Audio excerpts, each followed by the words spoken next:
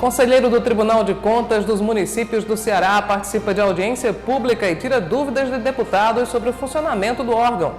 Frente Parlamentar das Águas volta a cobrar ações federais para possível racionamento em 2016. Secretaria de Saúde realiza atividades e oferece teste rápido de AIDS no ponto de R$100. Enem nos presídios. Provas serão aplicadas até hoje e podem ser feitas até por quem só tem o ensino fundamental. E ainda, táxis começam a rodar com bandeira 2 a qualquer hora do dia. Hoje é quarta-feira, dia 2 de dezembro, e o Assembleia Notícias, primeira edição, está no ar.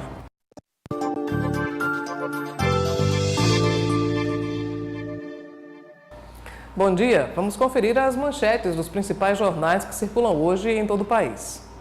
A Folha de São Paulo, economia afunda em crise histórica. Jornal o Globo traz em sua capa PIB sob risco de depressão.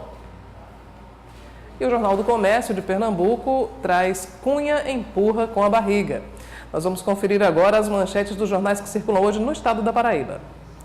A União, Paraíba cria Escola Cidadã Integral.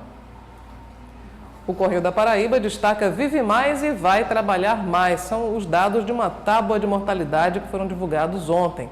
Vamos trazer agora a manchete do Jornal da Paraíba. Contas em atraso levam 96 mil ao SPC na capital.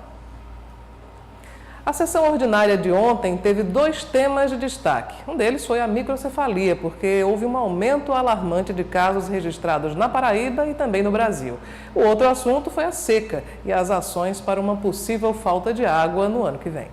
Os trabalhos da Frente Parlamentar das Águas devem se intensificar a partir de agora, com o retorno do deputado Jeová Campos, que estava licenciado da Assembleia por causa de um problema de saúde. A afirmação foi feita pelo parlamentar na sessão desta terça-feira. 40% da população da Paraíba hoje já vive com problema d'água. E se agravar, de fato, o próximo ano não termos chuvas que façam reserva d'água, nós vamos ter aí 80% da Paraíba em colapso. Então, isso é muito complexo. Não é querer estar recorrente a esse tema, mas é porque ele é o tema mais sensível, mais relevante e que nos deixa extremamente preocupados. Por isso que a gente retorna com essa temática que a vida das pessoas que está, lamentavelmente, tendo a redução da sua qualidade em decorrência de não ter água em abundância. Já o deputado Renato Gadelha usou a tribuna para falar sobre o crescimento dos casos de microcefalia no Brasil, que está preocupando o país. Ele acredita que é preciso travar uma guerra contra o mosquito transmissor do Zika vírus, causador da microcefalia. Nós precisamos dar seriedade a esse estudo de imediato para que a gente possa combater essa patologia terrível para a parturiente que vê seu filho e o casal que vê o seu filho deformado e também para as crianças, que são as principais vítimas dessa patologia terrível que tem assolado o Nordeste todo. Hoje à tarde, a partir das 2h30, tem sessão especial no plenário José Maris. Ela vai discutir a retirada desordenada de areia do Rio Paraíba. A solicitação foi do deputado Frei Anastácio. As principais sessões, você sabe, são transmitidas ao vivo pela TV Assembleia e o resumo de todas elas você acompanha nos nossos jornais. O contingenciamento orçamentário divulgado na sexta-feira passada pelo governo federal fez o Tribunal Superior Eleitoral considerar a possibilidade de que as eleições municipais de 2016 sejam realizadas manualmente, com voto em cédulas e sem o uso de urnas eletrônicas. O repórter Vanderlei Filho foi até a sede do TRE na Paraíba para entender melhor essa questão e também esclarecer algumas dúvidas. Contenção de gastos. Esse seria o motivo pelo qual as eleições do próximo ano seriam realizadas com cédulas de papel. Mas isso ainda não é um fato confirmado. E por isso aqui do meu lado, para falar mais sobre esse assunto, o Fábio Falcão, que é coordenador de eleições do TRE aqui da Paraíba. Fábio, o que é que se sabe a respeito desse assunto? Eleições do próximo ano, cédulas de papel ou urna eletrônica? Então, essa decisão com relação às eleições do ano que vem são exclusivamente feitas pelo TSE, né? O que a gente pode dizer é que o TRE da Paraíba está completamente engajado em fazer a eleição tanto em cédula de papel, se for o caso, como também em urna eletrônica, se for o caso também, tá?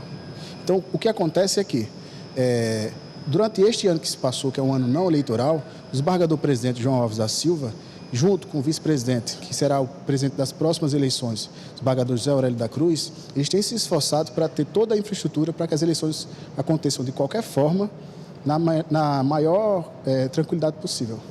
Mas o senhor, particularmente, acredita que isso pode acontecer? Se o TSE sinalizar que essa eleição será de papel, o TRE da Paraíba estará pronto para fazer a eleição com papel. Se o TSE sinalizar que vai ser feito com urna eletrônica, o TRE da Paraíba também estará pronto para realizar essas eleições do ano que vem também. Mas eleições com papel não seriam mais caras, não? Anteriormente, teria-se a ideia de que seria uma eleição mais barata por não se tratar de equipamentos eletrônicos. Entretanto, hoje todos os tribunais têm uma estrutura muito maior com urna eletrônica do que com papel, que já tem sido deixado de ser utilizado há um bom tempo. Então teria que haver toda a logística para a aquisição dessas novas urnas para que a gente pudesse realizar as eleições com papel. Ok, mas mesmo assim é importante lembrar que o cadastramento biométrico que vem sendo realizado continua. Exatamente. A biometria, independente das eleições do ano que vem, elas continuam. Por quê? A biometria, o cadastramento biométrico, ele é importante não só pelo fato da identificação do eleitor junto à urna eletrônica, como também da utilização dessa biometria no Registro Civil Nacional, né, que é um projeto para uma identificação única por parte da população. Esse documento iria abranger, além da biometria, vários documentos oficiais, inclusive passaporte, identidade, título de eleitor, todos no mesmo documento, né? E a biometria torna-se um fato essencial para que esse documento realmente saia do papel. Hoje, nós já temos, antes do final do ano, a gente já tem uma estimativa de que a gente tenha mais de 50%, né, da meta do TSE feita. Isso quer dizer, em números reais, a gente já tem mais de 450 mil eleitores biometricamente cadastrados. Ok, muito obrigado, Fábio, pela sua participação. Está aí, então, a informação. É necessário continuar fazendo o cadastro biométrico, independente de como vai ser a eleição do próximo ano. Vanderlei Filho, para a Assembleia Notícias. A implantação do Tribunal de Contas dos Municípios foi o tema de uma audiência pública realizada ontem à tarde na Assembleia. O conselheiro Domingos Filho, do TCM do Ceará, tirou as dúvidas dos deputados da Paraíba. A sessão especial proposta pelo presidente da Casa, o deputado Adriano Galdino, foi para debater a criação do Tribunal de Contas dos Municípios aqui no estado. Um assunto que deixou as galerias e o plenário lotados. Vamos analisar a coisa com muito critério, com muita maturidade e com muito equilíbrio também. Como se faz mais educação, com mais escola? Como se faz mais saúde, com mais hospital? Como se pode administrar bem os recursos públicos, com mais órgãos controladores.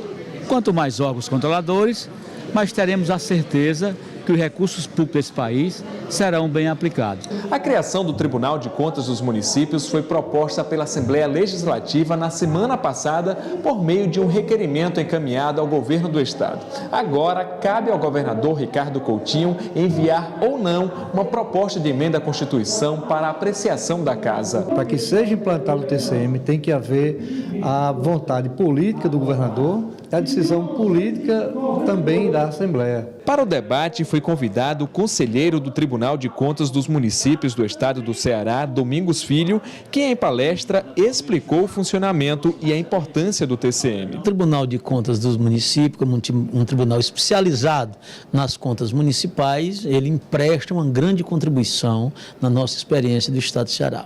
Até porque, como ele cuida das questões municipais, ele procura apropriar cada vez mais e aproximar cada vez mais o jurisdicionado, que são os prefeitos, presidentes de câmaras, secretários municipais, diretores de empresas municipais, do tribunal. Nós temos lá em torno de 3.000 contas a cada ano. Entre as contas de governo, que são prestadas pelos prefeitos, aí são 184, que o tribunal não julga, o tribunal emite um parecer prévio, porque quem julga é a Câmara. E nós temos as contas de gestão, que são prestadas pelos presidentes de Câmara, que são prestadas pelos secretários municipais. Após a palestra, os parlamentares a favor e contrários à criação do tribunal puderam tirar dúvidas e debater o assunto com o conselheiro. É muito interessante você ouvir o contraditório, né? Nós temos que ter gente a favor, deputados a favor e deputados contra, certo? Então, é boa iniciativa do presidente de convocar, e nós teremos outras sessões também, onde vamos discutir muito detalhadamente as necessidades, o porquê da criação do TCM. A seguir, taxistas agora podem cobrar bandeira 2 o dia inteiro. E os testes rápidos para diagnóstico da AIDS foram realizados ontem no ponto de R$100. Estamos conferindo nesse momento imagens do trânsito na Avenida Cruz das Armas. Nós voltamos já.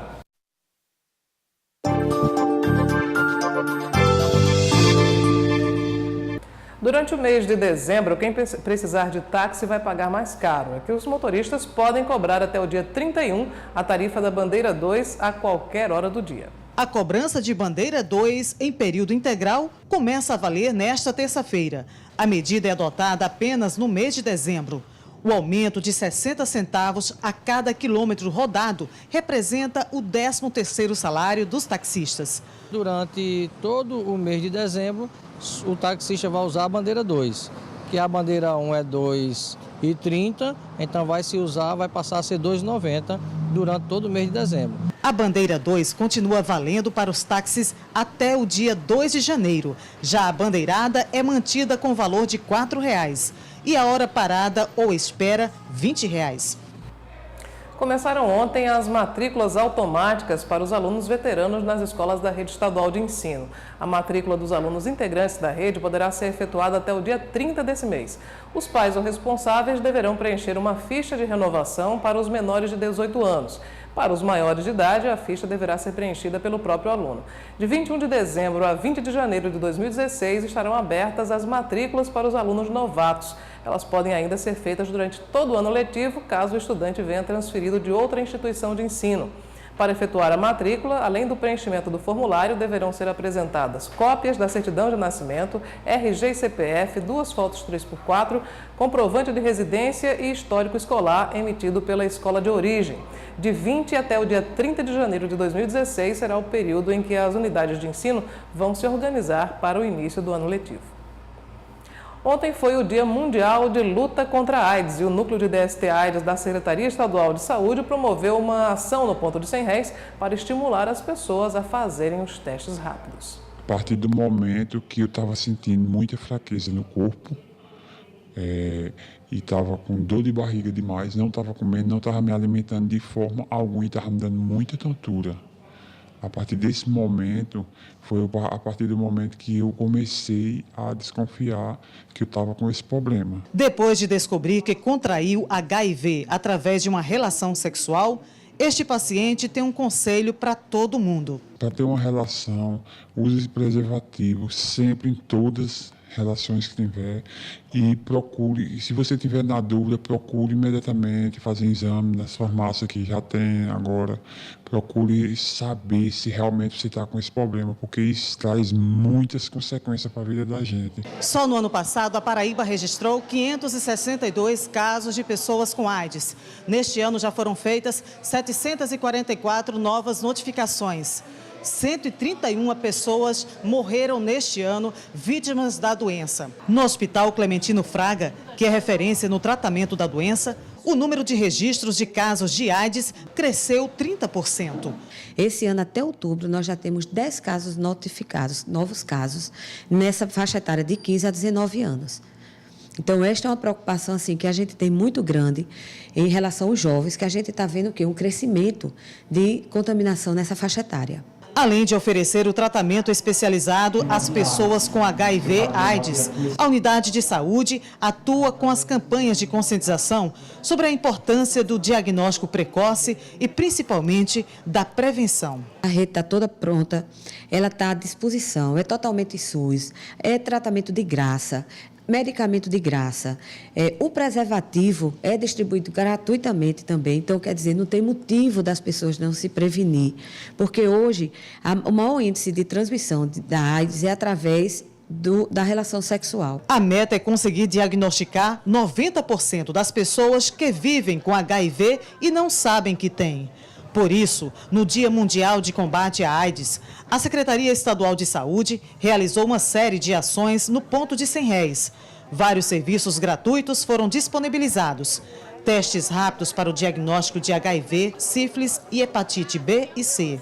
além de distribuição de preservativos, gel e material educativo. O objetivo é justamente a gente ofertar o teste rápido para que as pessoas façam seu diagnóstico precoce do vírus do HIV, porque quanto mais cedo, melhor saber do seu estado sorológico, porque daí você já inicia o tratamento e vai ter uma qualidade de vida melhor. A ação da Secretaria Estadual de Saúde beneficiou muita gente que fez os testes rápidos para o diagnóstico de HIV. Todo ano eu sempre estou fazendo. É uma prevenção para a gente que é mulher, né? Tem que fazer mesmo. A gente às vezes não tem condições de fazer, até no posto de saúde mesmo, por falta de tempo por causa do serviço. Então é uma oportunidade que nós temos de fazer, né? Isso é uma prevenção que nós temos que fazer constantemente, né? E prevenir a saúde é o que importa. Dentro de instantes, como estão sendo as provas do Enem para reeducandos do sistema prisional e também os cuidados para evitar o câncer de pele. Estamos conferindo agora imagens do trânsito no encontro da Flávio Ribeiro Coutinho, retão de Manaíra, com a Avenida Edson Ramalho, em Manaíra. Nós voltamos daqui a pouco.